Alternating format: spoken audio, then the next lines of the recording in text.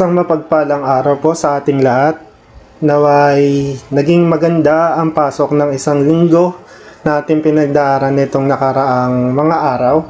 So ngayon po, nagsama-sama po ulit tayo para po mag-aral muli ng salita ng Diyos. With that, hinihiling ko na po ang bawat isa na hanapin na po ang kanya-kanyang mga pwesto kung saan pwede po natin mapakinggan at mapagnilay-nilayan ang salita ng Diyos, kung saan payapa yung surroundings natin para pag-aralan natin at mapagnilay-nilayan natin yung mga maririnig nating salita ng Diyos ngayon. Samahan niyo po ako sa panalangin natin. Hallelujah, Lord. Ama naming banal, kami po Panginoon ay nagkakaisa, dumudulog sa iyo upang iparating ang aming pasasalamat. Dahil mula sa pagmulat ng aming mga mata, biyaya mo na agad, Panginoon, yung aming re-receive. Salamat po sa kaloob na buhay na yung pinagkaloob kung saan muli po namin mararanasan yung kabutihan mo, yung katapatan mo sa aming mga buhay. Kahit na sa kabila ng aming pagkukulang, pagkakadapa, pagkakamali, Panginoon, yung pag-ibig mo, Panginoon, ay laging bago sa araw-araw. Kaya po, Ama, dahil dito po, Panginoon, pinupuri ka namin, pinakasalamatan ka namin lahat ng iyong mga anak, Panginoon. Salamat po, Ama, sa kaloob na regalo ng banal na dugo ng iyong anak na si Jesucristo na siyang naglilinis sa amin araw-araw, Panginoon. Alam niyo naman po, Panginoon, na we are not perfect. Kaya po, araw-araw, oras-oras, minuto, Panginoon, nagkakamali kami, nagkakasala kami sa iyo, Panginoon. Pero dahil sa kaloob na biyaya ng banal na dugo ng iyong anak na si Jesucristo, ito ay patuloy na kami nililinis, tinatama. Kaya po, Ama, salamat sa dakilang pag-ibig mo. Ngayon po, Ama, humihiling kami, Panginoon, ng paggabay mo sa aming pag-aaral. Nawa, Panginoon, kung ano man po, Panginoon, yung mensahe ng iyong salita ngayon, Panginoon, may i-apply namin ito, magamit namin ito sa aming pang-araw-araw. Hindi lamang po sa every Sunday, Panginoon, kundi everyday, Panginoon, na kami ay nabubuhay, Panginoon. Nawa, Panginoon, ma-apply namin ito, maranasan namin, Panginoon, na maging totoo itong salita mo sa aming mga buhay, Panginoon. Salamat po sa wisdom. Salamat po sa understanding na pinagkakalob mo sa aming, Panginoon. Nang sa ganun, Panginoon, magiging maayos, Panginoon, yung pang-araw-araw na buhay namin, Panginoon. With that, Panginoon, lahat ng kapurihan, Panginoon, lahat ng katagumpayan, Panginoon, ay maingat namin binabalik sa tanging pangalan ng iyong anak na si Jesus. Amen. Yan muli at salamat po sa mga lahat ng nakadalo sa ating service ngayon. So, ngayon po pag-aaralan po natin ay salita ng Diyos kung saan tinuro niya sa akin ito, nawa lahat tayo ay may matutunan. Samahan niyo po ako masahin yung kanyang salita sa Proverbs 16 verse 3. Sabi po dito, "Commit your works to the Lord, submit and trust them to Him, and your plans will succeed if you respond to His will and guidance. Then seek first His kingdom and His righteousness, and all these things will be given to you as well." Makikita naman po natin ito sa Matthew 6 verse 33. "Then in all your ways, know and acknowledge and recognize Him, and He will make your path straight and smooth, removing obstacles that block your way." Proverbs 3 verse 6. There are a lot of verses that tells us to seek God in everything we do, to ask guidance, to seek direction, to know if we are about to do is under His will. Even in entering on a partnership, we must ask God before we make ties with someone or somebody. Failing to do so, at first, though we think that it is right choice, but along the way, the effect of the consequences of our own choice will be visible or will manifest. So sabi po dito, sa lahat daw po ng dapat nating ginagawa, dapat humihingi tayo ng paggabay sa Panginoon. Dapat po meron tayong time to seek His will, kung ano po yung kalooban niya sa lahat ng ating gagawin. Even daw sa pagpasok ng partnership, or kung may mga bagay tayong gustong gawin, or sa business man yan, relationship man yan, sa studies man yan, or any endeavors na gusto natin pasukin, dapat daw po sinisik muna natin yung Panginoon natin. Kasi sa pagsik natin sa ating Panginoon, ayun po yung way na pinagkakatiwala natin yung mga mangyayari sa ating Panginoon. Kasi pagka nakalimutan daw po natin ito, lahat ng mangyayari doon Although at first makikita natin parang okay naman, pero along the way, as we go on, mararamdaman natin at makikita natin yung effect ng wrong choices natin, ng mga bagay na hindi natin inilatag sa Panginoon, na kung nilatag sana natin, baka mas maganda pa yung nangyari. So just like what happened to Israelites, when the Lord delivered them from Egypt and make them prosper and enter the promised land. Sometime along their journey, they failed to inquire to the Lord and they decide sa sarili nila. At first, it went well, but in long run, its effect take root during the reign of Saul, about 400 years later, pagkatapos nila Joshua. So makikita po natin yan sa book ni Joshua 9 kung ano ba yung nangyari sa kanila. Meron po kasi dito sa incident na to, merong isang lahi doon na niloko sila, parang dinisib sila para lang maging safe yung ano nila, yung angkan nila or yung lahi nila. Kasi during that time, alam naman po natin yung story ni Joshua, kung sino po si Joshua. Di ba po yung promised land, pinakita kay Moses. Sinabi kay Moses, ni-reveal kay Moses ng Panginoon, pero hindi nakapasok si Moses. Sino yung nag-lead? Si Joshua. Kaya yung nilid ni Joshua yung Israelite doon sa promised land. Sunod-sunod yung victory nila. Kaya yung mga karatig bayan, karatig lahi na mga parang naninirahan doon sa lugar kung saan ipagkakalob ng Panginoon sa kanila, natatakot. Kasi lahat nga ng laban nila, nananalo sila kasi pinagkakatiwalaan nila. Lahat ng laban nila, in-interest nila fully sa Panginoon. Sinusunod nila yung direction ng Panginoon. Pero merong isang instance doon na hindi nila in-inquire yung Panginoon. Kundi, tinanggap na lang nila bigla yung lipik na yon. Ang nangyari po kasi doon, meron doon certain lipi or yung tribe kung saan natatakot sila na baka matalo sila, mapaalis sila, at saka wala sila mapuntahan. Kaya ang ginawa nila, nagready sila ng mga pagkain, nagready sila ng mga magagamit nila sa paglalakbay para mapalabas na sa malayong lugar sila galing, hindi lang sa lugar kung saan malapit lang doon sa pinagpupugaran nila Joshua. Ang ginawa po nila doon, sinira nila yung mga sandals nila, tapos yung pagkain nila medyo hindi nila prepare ng maayos para magmukha tong nabulok sa sobrang haba ng paglalakbay nila, which is wrong kasi napakalapit lang ng lugar na yon. Ang ginawa nila doon, yung pagdating nila kay Joshua, sabi nila, sa sobrang layo po namin ng lugar namin, tingnan nyo po yung suot namin sandals. Sira-sira na, yung damit namin sira-sira na. Tapos itong pagkain na dala namin, fresh namin tong pinapare. Pero ngayon tingnan nyo, hindi na namin sila makakain. Ganyan po kalayo yung pinanggalingan namin. Kasi ang directive sa kanila doon, lahat ng malalapit na lugar, wala sila tatanggapin, kundi isasakupin nila yon. Tapos yung mga, yung mga naninirahan doon, dapat, totally wala silang i-accept. Pero since na hindi nila in-inquire ang Panginoon, at naawa sila dahil sinabi naman nila galing sila sa malayong lugar, ang ginawa nila, in-accept na lang nila. So, yung nalaman nila ni Joshua na niloko sila, dinisib sila nung lipi na ito, ang nangyari, sabi nila, hindi na natin mababawi kasi nangako na sila na hindi nila sasaktan yung lahi na yon, kundi bibigyan na lang nila ng certain allotment doon sa lugar, tapos certain task para makatulong sa kanila. Tapos yung nangyari noon, gano'n na nga yung ginawa nila, parang inaccept na lang nila, hindi na nila mababawi kasi nangako na sila kasama, kalakip ng pangalan ng Panginoon. Sabi nila, hindi na natin mababawi yung pangako natin sa kanila. Kasi witness doon, ginamit natin ang pangalan ng Panginoon. In the name of God, gano'n sila nag-swear doon sa lipi na yun. Tapos, along the way, ayun nga, naging okay naman. Pero, during the reign of Saul, doon na po nag-take root yung effect nung ginawa nilang hindi pag-inquire sa Panginoon kung anong gagawin. So, ang malalaman naman natin nito sa kwento ni Saul, lahat ng anak ni Saul kinukuha or namamatay sa laban.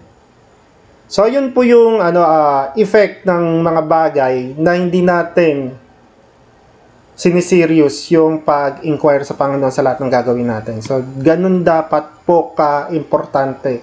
In everything we do, dapat we seek God, we ask God kung ano yung direction niya sa buhay natin, sa gagawin natin, para maging maayos lahat ng takbo. Kahapon po, meron kaming meeting with Ma'am Grace. Doon niya sa amin na-share kung gaano ka-importante yung pag-i-entrust ng mga gagawin mo sa Panginoon.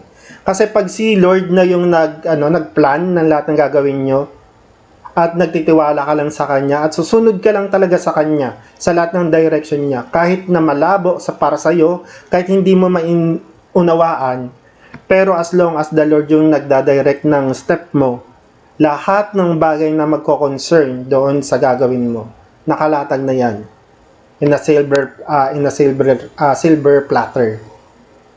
So ganun po ka-importante. That's the importance of asking God first before we act.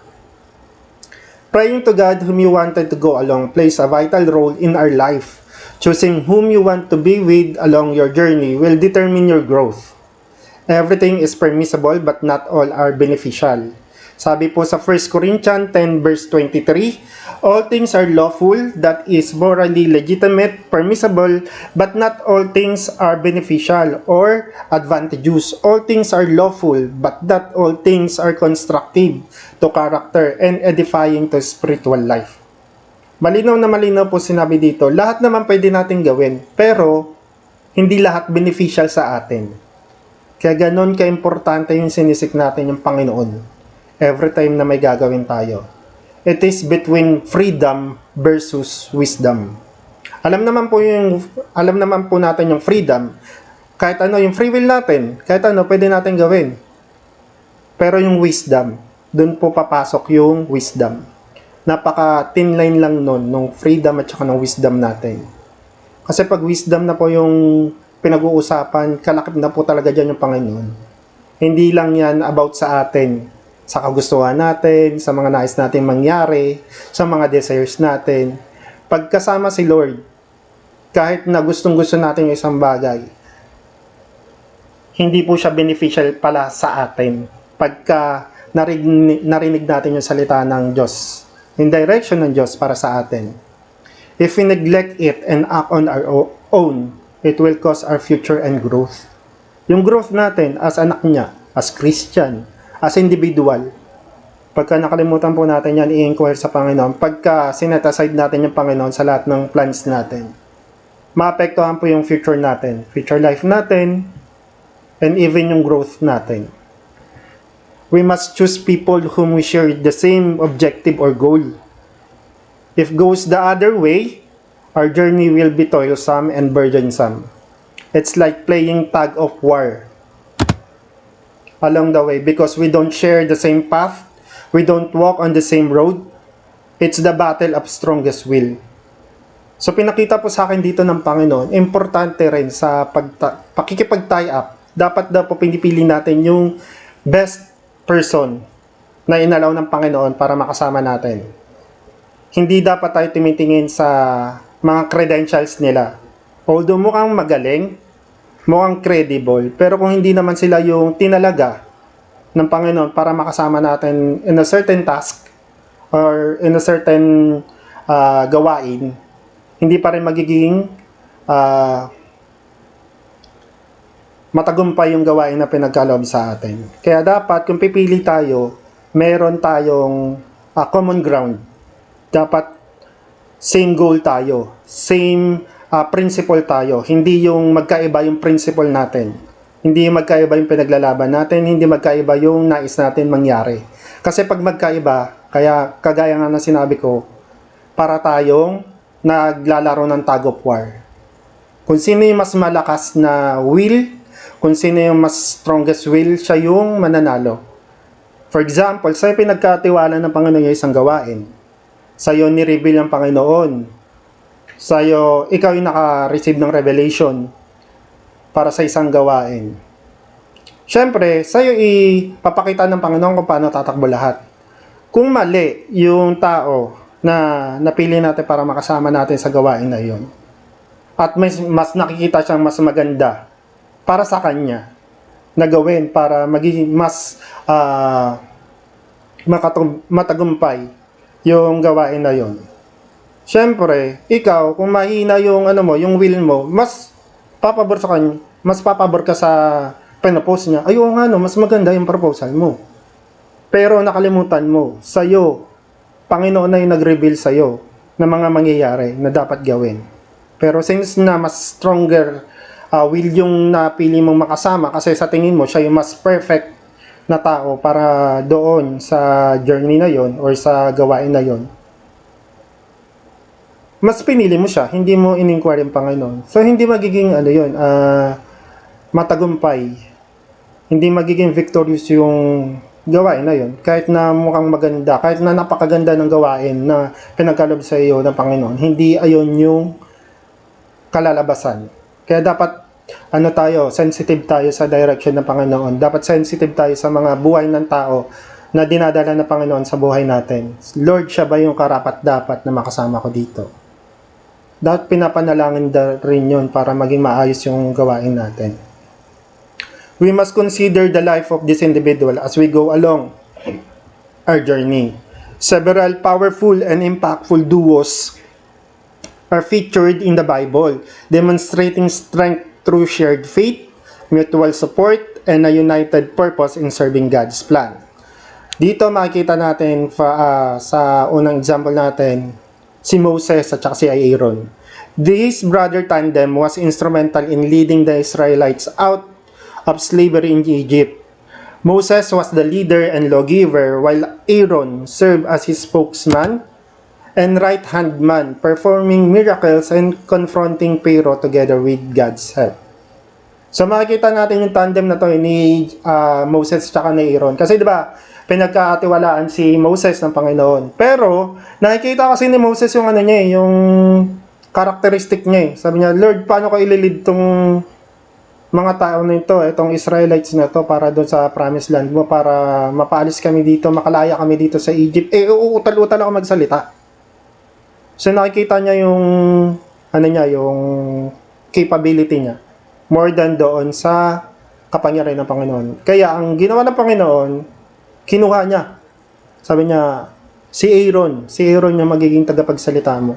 Kaya makikita natin, si Moses yung taga-receive ng mga revelation, ng direction, ng law galing sa Panginoon. Tapos si Aaron naman yung humaharap doon kay Pharaoh. Kasi mas strong yung personality ni Aaron eh. Alam natin yan. Si Aaron yung nagpo-front sa Pharaoh. Nandun si Moses. Secondly, Deborah and Barak. Alam naman po natin si Deborah. Isa siya, makikita natin siya sa Book of Judges. So Deborah, a judge and prophetess, and Barak, an army commander, worked together to lead the Israelite army to victory against the Canaanites. Their partnership is a key example of teamwork and obedience to God's direction. So dito naman makikita natin si Deborah kasi siya yung prophetess na nakaka-receive ng direction sa Panginoon, revelation. Tapos si Barak naman yung pinaka-head, yung army commander. So merong mga inuutos si Deborah na kay Barak na mga dapat gawin. Pero ang sinasabi ni Barak, hindi kami, sa lahat ng mga sinasabi mo sa amin, hindi kami pupunta doon, hindi namin gagawin yan kung hindi ka sasama sa amin. Since na si Deborah ay babae, and that time, ang leadership ay nakikita na nila lagi sa lalaki. So natatakot si Barak gumalaw nang wala si Deborah. So sabi ni Barak, kung hindi ka sasama sa amin sa pagpunta sa lugar na yon, hindi kami aalis, hindi kami kikilos. Kaya si Deborah sumama sa kanila. At lahat ng ginagawa nila ay victorious kasi ina-entrust nila sa lahat sa Panginoon. Obedience nila nandoon.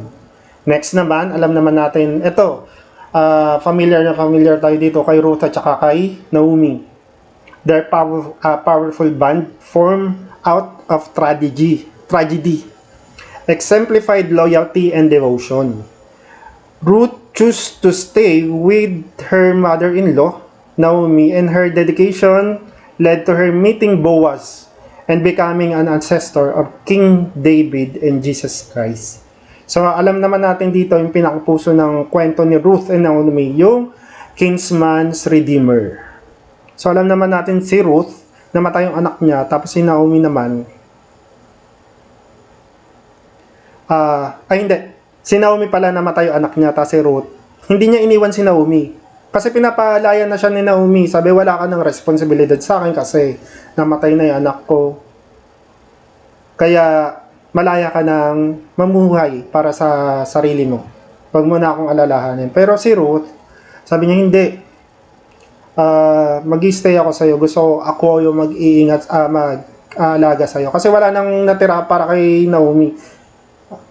Wala nang natira para kay Naomi. Kundi si Ruth na lang. So yun, alam naman natin. Naging way yun para makilala niya si Boaz. Tapos na-redeem yung ancestor nila. So next naman, si David and Jonathan. Alam naman natin kung ano yung friendship na meron tong dalawang ito. So ito yung best example ng gusto kong sana, Lord, pinalangin ko talaga to, Lord, sana magkaroon ako ng kaibigan na katulad ni Jonathan. Na kahit na family ties na yung pinag-uusapan, kung alam niya ikakapahamak ng kaibigan niya at labas sa kalooban ng Panginoon, puprotektahan niya yung kalooban ng Panginoon. So yan, their friendship is one of the Bible's most poignant example of loyalty and sacrificial love, transcending political rivalry between their families. Jonathan protected David from the wrath of his father, King Saul, and they made a covenant that David honored long after Jonathan's death. So yung namatay si Jonathan, grabe yung hinagpis ni David. Sabi niya nga doon, hindi kaibigan yung tingin niya kay Jonathan, kundi kapatid na talaga. So, ganun ka-strong yung friendship nila. Kasi, sino ba namang hindi ma-move dun sa friendship na itong dalawa na to? Alam naman natin si Jonathan, yung tatay niya, si King Saul, gustong patayin si David. Kasi, nalaman niya nga na si David yung magiging next na hari. Wala sa anak niya magiging hari, kundi si David yung magiging hari. So, nagalit siya out of his jealousy, yung ganyan. So, gusto niyang patayin si David. Pero si Jonathan, pinoprotektahan niya laban sa galit, sa poot ng kanyang ama, si David. Nandun nga yung sinabi niya, bibigyan kita ng senyales kung dapat ka ng umalis. Kasi papatayin ka talaga ng aking ama.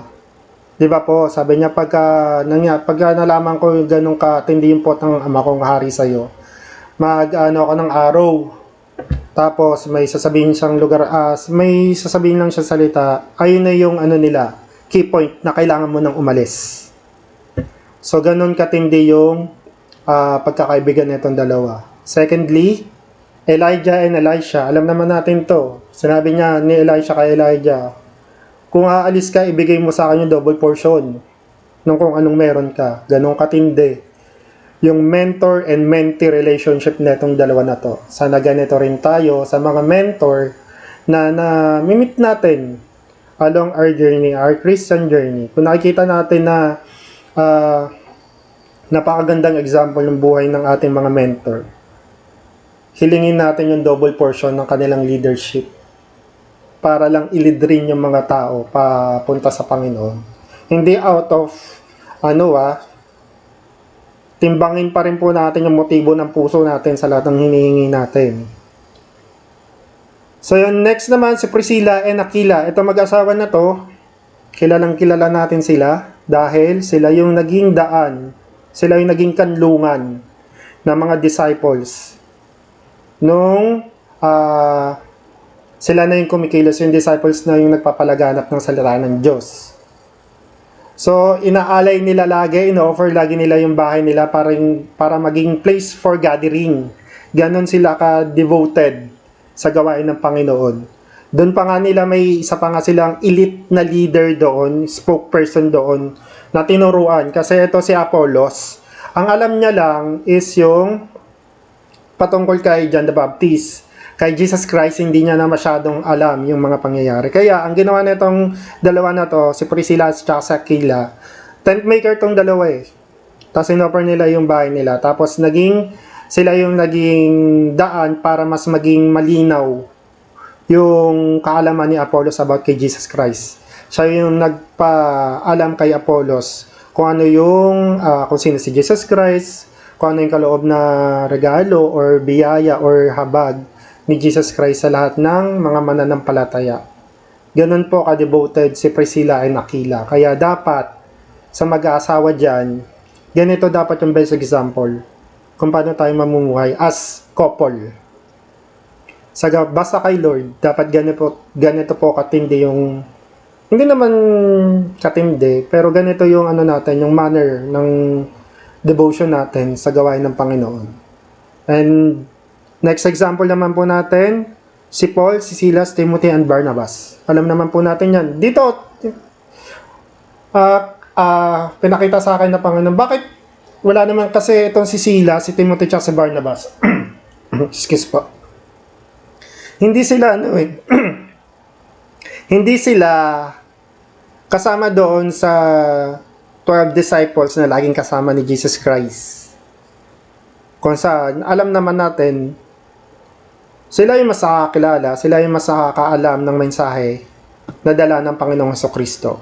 Pero yung si Paul na yung ginagamit, bakit hindi sila yung naging kapartner ni Paul? Sila naman yung best option, best person para makasama ni Paul, para magpalaganap ng mabuting balita.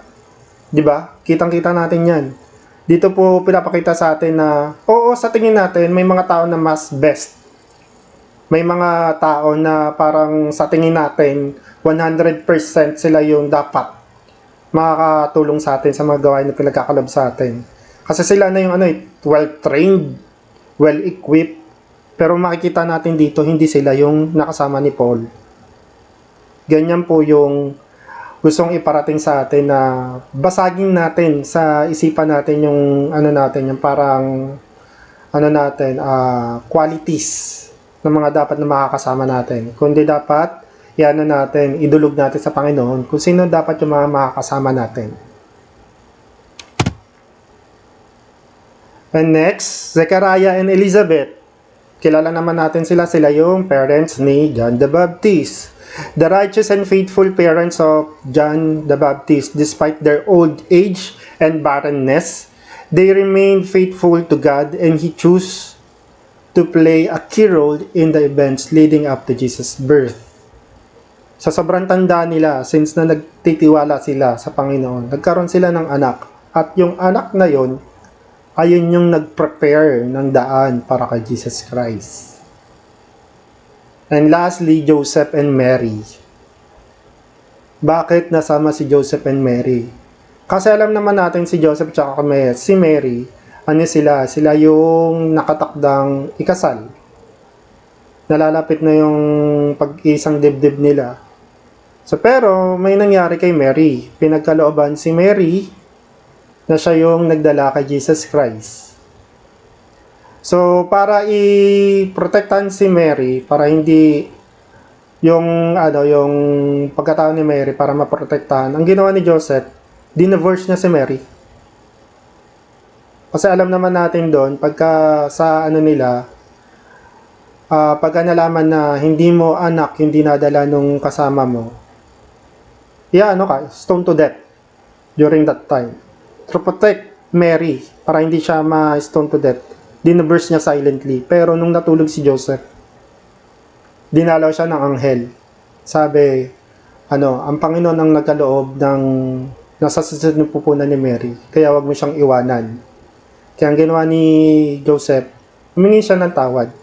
Tapos, siya yung tumayo bilang ama ni Jesus Christ dito sa mundo. So, ayun po yung mga nabanggit po natin. Sila yung mga best duos na nakita natin. Na best example sa atin kung paano natin makikita na karapat-dapat na dapat lang na dumulog tayo sa Panginoon para kung sino yung mga magiging kapartner natin. Sa lahat, sa relationship, sa mga gawain, sa endeavors natin sa buhay, dapat dinudulog natin yun sa Panginoon. Lord, dali mo sa akin yung mga perfect. Ay, yung mga, yung nararapat na nanggaling sa iyo na mga makakasama ko sa gawain ito. So, ganun po dapat yung manner natin before God sa lahat ng ating gagawin. We see here that making ties or choosing our partner will determine our growth. As long as we listen to God's leading, He will provide people who will be with us along our way.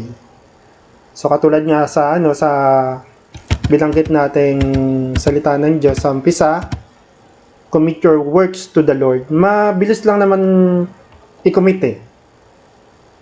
Magpe-pray ka, i-commit mo, Lord, ito po yung mga plano ko sa buhay ko. Siyempre, lalatag mo lahat yan. Pero yung dulong part, ano sabi doon? If you respond to His will and guidance. Kasi pag i-commit natin, yan na, nakomit na natin. Pero pag may narinig tayo na direction sa Panginoon, pwedeng hindi tayo mag-respond eh. So dapat, nandun yung pag-respond rin natin para maging maayos lahat sa ating buhay.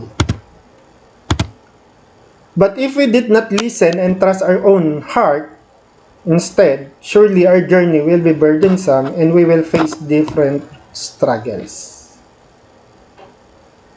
Kung mas pinagkatiwalaan natin yung puso natin, more than sa paghingi ng direction sa Panginoon, ito naman po yung mga example ng mga partnership na binigay sa ating Panginoon. Ahab and Jezebel. Kilala natin yan. Si Ahab, laging nakikinig kay Jezebel sa lahat ng mga mangyayari, sa lahat ng mga gusto niyang gawin during his reign sa Israel. This royal couple were a bad tandem who together incited much wickedness and idolatry in Israel, with Jezebel influencing her husband to do evil. Next, Lot and his wife. While Lot is called righteous, his wife showed a fatal weakness for her past life in Sodom by looking back against God's command, resulting in her turning into a pillar of salt. Kasi 'di ba nagkaroon dito sa circumstances naman ito, alam naman natin lahat ng kwento na to. Nasabi ng Panginoon sa kay Lot, lisanin niyo ang Sodom dahil tutupukin ko ito ng apoy, judgment sa Sodom. At habang natutupok ng apoy itong Sodom, wag kayong lilingon. Malinaw yung direction ng Panginoon. Wag kayong lilingon. So, itong family ni Lot, yun na, tumatakbo na, papalayo sa Sodom. Itong asawa niya, lumingon. Naging pillar of salt tuloy siya. Bakit siya lumingon? Kasi hindi niya mabitawan yung buhay na meron siya. Yung mga luho niya, yung mga selfish desires niya na na-achieve niya doon sa Sodom. Kasi alam naman natin kung sino-sino yung mga nakatira sa Sodom.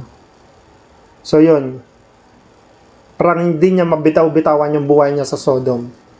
Parang mga Israel, yung nilabas sila sa Egypt. Sana doon na lang kami sa Egypt, doon nakakain kami ng mga pagkain na masasarap.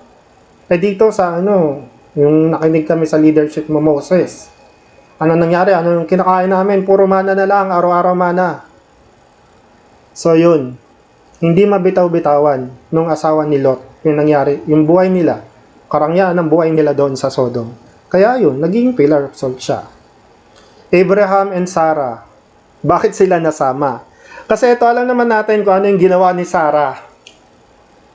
Yung narinig niya, yung na-receive ni Abraham yung promise sa kanya. Kasi alam naman natin, matanda na si Abraham, tapos sinabi sa kanya ng Panginoon, ikaw ang magiging ama ng Israel, ganyan. Ng liping ito, libo-libo yung magiging anak mo, mas marami pa sa mga tala na nakikita mo sa kalangitan o butil ng buhangin na yung nakikita. So natawa si Sarah, sabi, sa edad kong ito, magkakaroon ako ng anak na ganun kadami. So nakita ni Sarah, hindi na siya capable. Kaya ang ginawa niya, yung kasama niya sa bahay. So yun, si Hagar, yung maid servant niya. Siya yung sabi niya, baka dito mangyayari yun kay Hagar. Kasi sa akin, matanda na ako. So ganun dapat, pagka papasok tayo sa relationship, dapat strong yung natin. Same faith yung meron tayo. Kung hindi man same faith, dapat ikaw na nakakilala sa Panginoon, dapat makahawa mo yung faith mo sa asawa mo. Samson and Delilah, hindi ko na-elaborate anong nangyari dito sa dalawa na to, bakit sila yung bad example. Si Samson, ni-reveal niya yung kung saan nanggagaling yung buhok, kung saan nanggagaling yung strength niya. Di ba sinabi sa kanya ng Panginoon, huwag sasabihin kahit kanino. Si Delilah, ginamit ng kalaban para malaman lang kung saan nanggagaling. Which is wrong naman, kasi hindi naman talaga sa buhok, kundi sa obedience niya sa Panginoon. Nag-disobey siya, sinabi niya. So yun, nawala yung strength niya. King Solomon and marriages. Alam naman natin, si King Solomon, king of all wisdom. Si David yung nakibaka, si David yung nakigera. Pero yung after nun, si Solomon, siya yung naging marangyang buhay, siya yung nagtaguyod, siya yung nakaranas ng kabutihan lahat ng Panginoon. Pero out of those experiences niya sa Panginoon, yung marriages niya, naging bad example naman sa kanya. Ayun yung naging way para maging hindi maayos yung paghahari ni Solomon. Kasi marami siyang asawa. Tapos yun, hindi niya na control yung mga asawa niya. Nagkaroon tuloy ng idolatry. Makikita natin yan, pwede natin basahin sa 1 King 11, yung buong chapter na yun.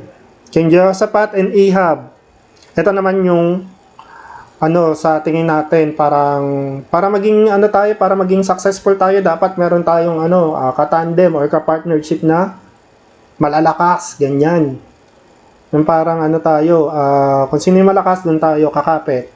Kung sino yung may boses, doon tayo kakapit. Hindi natin, kahit na mali yung paninindigan niya, kahit mali yung pamumuhay niya, since na marami siyang followers, masikat siya, ganyan, kilalang kilala siya, doon tayo aanib. Which is wrong. Dito kay King Jehoshaphat and Ahab naman, the righteous King Jehoshaphat allied with the wicked King Ahab of Israel for military purpose. A prophet rebuked him saying, should you help the wicked and love those who hate the Lord? Alam naman natin si King Ahab. Katulad ng first example natin, Ahab and Jezebel. So yun, para lang magkaroon ng magandang malakas na na military strength or power. Makikipag-alay tayo. Kahit hindi nakatanggap-tanggap yung pamumuhay ng tao na to. Since na siya yung merong source ng malalakas na army, okay lang yan. Which is wrong. Kahit gaano pa kalakas yan, kahit gaano pa impluwensya yan, kung hindi naman siya katanggap-tanggap sa Panginoon, magkukos yun sa atin ng downfall. Because of this, wrath is on you from the Lord. 2 Chronicles chapter 19 verse 2. This alliance nearly cost Jehoshaphat his life in battle. Ananias and Sapphira, alam naman natin to kung sino sila. Nagbenta ng lupa, tapos nagtago. Kala nila walang makakita. Ayun, on the spot, tinanong sila, sigurado ka ba? Ito lahat. Oo, yan lahat. Pang. Namatay sila on the spot. So, makikita natin kung, ito yung same sila same ng paniniwala. Same nga lang sila ng dinanas. So, yun. We should be very careful on what we choose. Do not rely on our own will. We must not listen to what our heart is telling us. Let us all be reminded that above all things, our heart is the most deceitful. Makikita natin yan sa Jeremiah chapter 17 verse 9. So kung ano yung sinasabi ng puso mo, dapat hindi mo yan sinusunod. Kasi malinaw na malinaw yung sinasabi ng Panginoon. Above all things, our heart is the most deceitful. Bakit? Kasi nandyan yung desire mo eh. Nandyan lahat ng mga gusto mong ma-achieve sa buhay eh. So kung ipag-entras mo lahat yan sa puso mo, so yun, kahit ano, no matter what, gagawin mo para lang ma-achieve mo yung desire mo. So dapat po, sinusurrender natin yung puso natin sa Panginoon. Kaya nga 'di ba, surrender your heart. Check always the motive of your heart. Bakit mo gusto yun? Bakit mo ninanais yun? Para saan? So yun, we should not trust alone our heart. Dapat lagi po natin sinusurrender ito sa Panginoon. Lord, tama po ba ito? Tama po ba ito? Kasi ito yung desire ng puso ko. Although mukhang okay, pero kung idudulog natin yan sa Panginoon, makikita na natin, anak, kasi ito yan eh. Sa tingin natin tama, sa tingin natin oo, magiging okay, pero along the way, parang ginagaslight lang pala natin yung sarili natin. Parang ayaw lang natin mapahiya tayo kasi sa choices natin sa buhay natin. Kasi sinunod natin yung puso natin eh. Sa tingin natin, okay naman yung choices natin eh. Okay naman yung desire natin eh. Pero yung nakausap natin yung Panginoon, na nireveal ng Panginoon yung kalooban niya. Although mukhang okay sa atin, wala naman tayong nilalabag, wala naman tayong nasasaktan. Pero kasi desire natin yun eh. Kung desire natin yun eh. Pwede siyang mag-fall out doon sa purpose ni Lord sa buhay natin.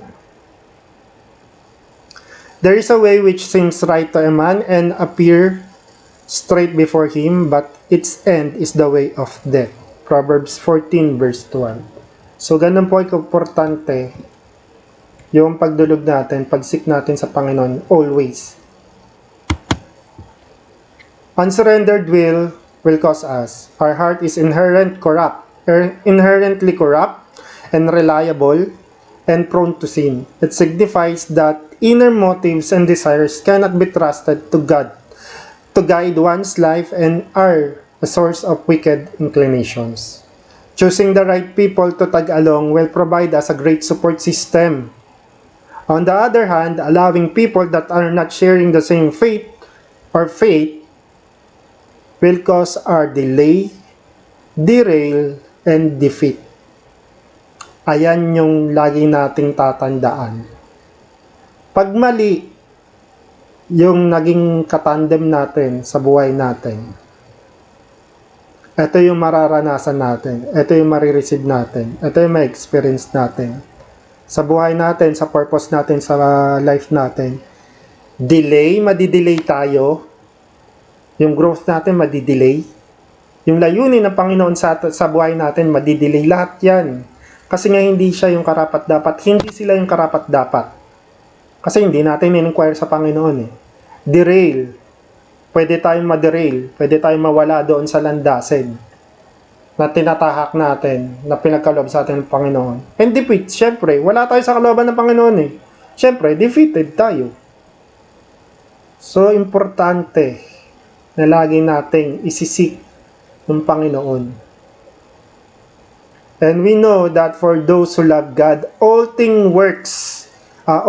work together for good for those who are called according to His purpose. Romans 8 verse 28. Who are called according to His purpose. Kung hindi siya tinawag para sa purpose na yon, kahit na siya yung best pick natin na makakatandem natin sa buhay natin, hindi natin marireceive yung all things work together. Kasi dapat kung sino yung tinawag ng Panginoon, kung sino yung tinalaga ng Panginoon, ayun dapat yung makakasama natin.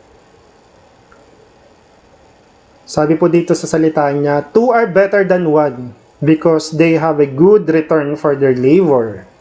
If either of them falls down, one can help the other up, but pity anyone who falls and has no one to help them up. Also, if two lie down together, they will keep warm. But how can one keep warm alone? Though one may be overpowered, two can be defend themselves. Serves a cord of three strands is not quickly broken. Choose your best cord. That is the Lord. Makita natin yan sa Ecclesiastes 4 verse 9 to 12.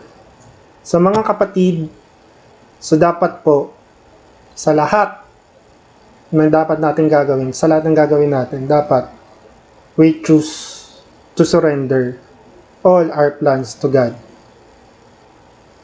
We must seek His guidance and direction sa lahat ng mga galaw natin. Kasi pag hindi natin yan in-inquire sa Panginoon, kahit mahal na mahal natin yung tao na yun, kung hindi naman siya yung kalooban ng Panginoon para sa atin, papasok tayo doon sa moment ng buhay natin na kailangan tayong ma-redeem. Kasi na-defeat tayo sa purpose natin sa buhay. I've witnessed many people na anointed, na pinagkakatiwalaan ng Panginoon, pero they failed to seek God sa lahat ng mga gagawin nila sa buhay. Kaya sadly, ayun, yung purpose nila sa buhay, yung purpose nila sa Panginoon, hindi na nila nalalakaran.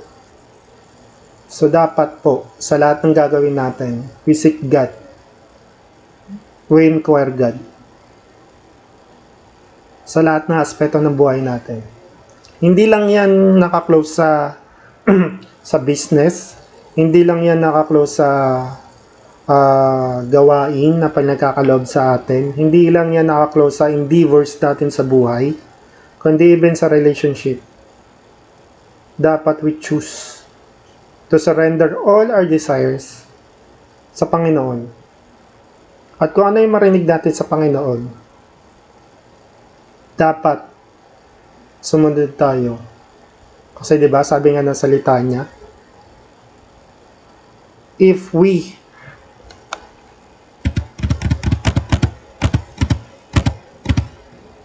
respond rightfully sa salita ng Diyos, lahat ng plano natin sa buhay magiging matagumpay. So with that, sana po marami tayong natutunan sa salita ng Diyos na pwede natin ma-apply sa ating pang-araw-araw na buhay. Sa lahat ng mga narinig natin, nawa marami tayong napagnilay-nilayan. Na oo nga, no, dapat lagi natin ina-inquire yung Panginoon. Dapat sa lahat ng gagawin natin, mapa-business man yan, mapa-education man yan, sa pag-aaral natin, mapa-career man yan, dapat lagi natin dinudulog sa Panginoon. Salamat po, Panginoon, sa oras na pinagkaloob mo sa aming lahat para pag nilay-nilayan yung salita mo, Panginoon. Humihiling po kami ng kapatawaran, Panginoon, kung may mga bagay kami sa buhay namin na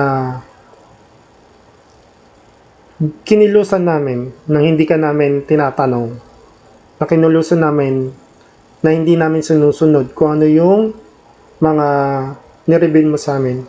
Kaya po, Ama, sa lahat ng ito, hiniling namin, Panginoon, yung banal na dugo ng iyong anak na si Jesucristo, na i-redeem kami sa mga pagkukulang namin, sa mga pagkakamali namin na desisyon sa buhay namin. Kaya po, Ama, dito lang po namin mapapatunayan na araw-araw talaga dapat namin, kailangan namin yung paggabay mo. Kaya po, Ama, salamat dahil nandyan ka.